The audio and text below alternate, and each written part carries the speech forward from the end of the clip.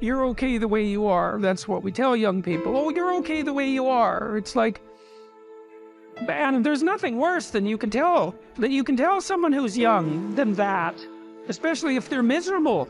Lots of them, well, if they're miserable and aimless, it's like, oh, I'm miserable and aimless, and sometimes I'm suicidal and I'm nihilistic and I don't have any direction in my life. It's like, well, you're okay the way you are. They don't want to hear that. They want to hear, you're useless. You know nothing. You haven't got started. You've got 60 years to put yourself together, and God only knows what you could become.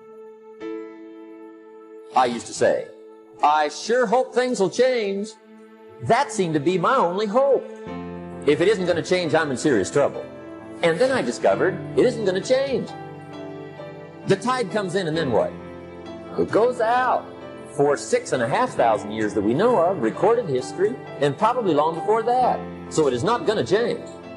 It's going to be about like it's always been. It gets light, and then what? It turns dark. 6,500 years. See, it's not likely to change. Mr. Schultz said, Jim, I've only known you a short time. But he said, it's already my honest opinion that for things to change for you, you've got to change. For things to change for you, you've got to change. Otherwise, it isn't going to change. Direction determines it. You cannot change destination. It means you can't arrive at a 5 years from now place tomorrow. But here's what you can change today. And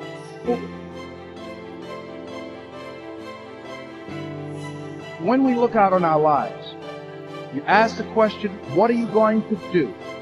Look at, as you think about this that you know you need to handle, what are you going to do? And then write down 3 strong reasons on why you know you must take action. And being explicit and descriptive in your reasons, because your reasons have power. Your reasons will drive you. When you have doubt, when your faith becomes weak, your reasons will fortify your faith. When you have an inner conversation, say, no, don't do that. Your reasons will become your rod and your staff to comfort you, to take you through those challenging moments. So write down your reasons.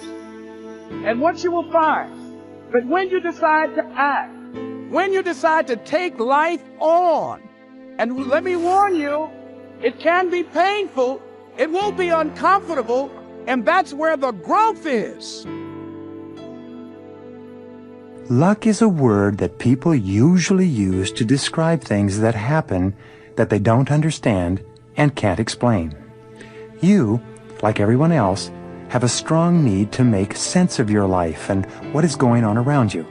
Psychologists call this a need for a sense of coherence or an understanding of how things hang together. When this sense of coherence is threatened by things that seem to happen by chance, either positive or negative, we reassert mental order and peace of mind by writing it off to luck of some kind. Once you can say, he or she was just lucky, or I just got a lucky break, it gives you a sense of comfort and security and enables you to stop thinking about how and why a particular thing happened, even though it might have been a remarkable coincidence. Interestingly enough, successful people have a tendency to both feel lucky and to be lucky, and they often attribute their successes to luck.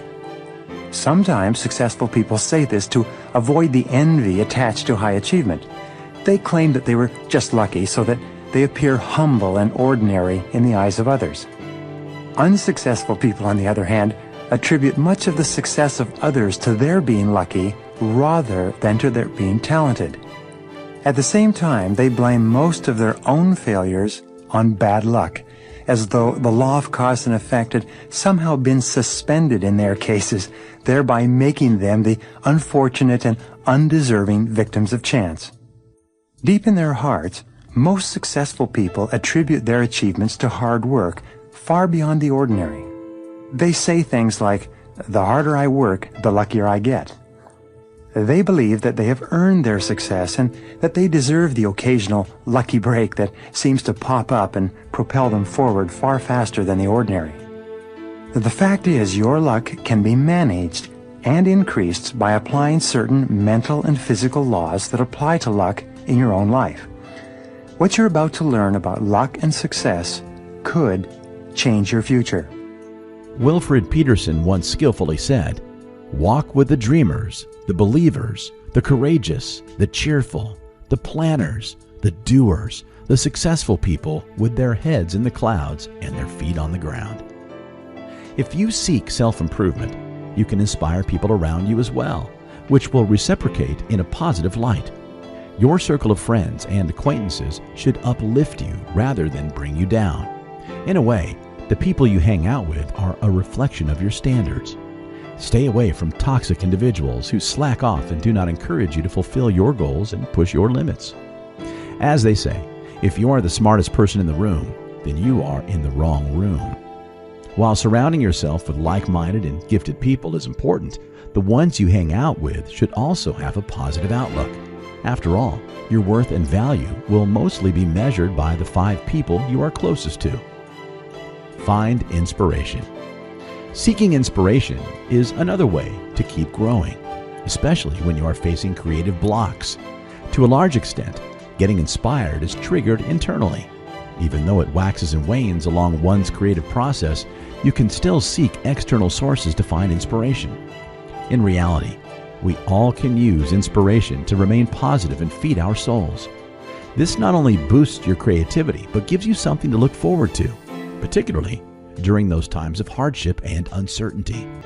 At times, feeling inspired is the only way to clear the mayhem you are experiencing and moving forward with your life. There are countless ways to find inspiration around you. Reading, exercising, meditating, painting, or a stroll in the park are a couple of ways to recharge your batteries. Inspiration can be both active and passive.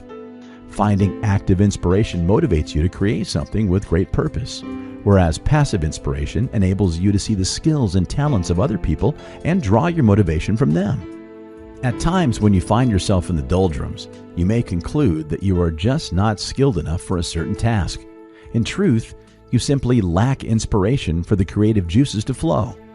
By engaging with your entourage and surroundings, you can hope to ignite that spark that will unlock all the doors in front of you.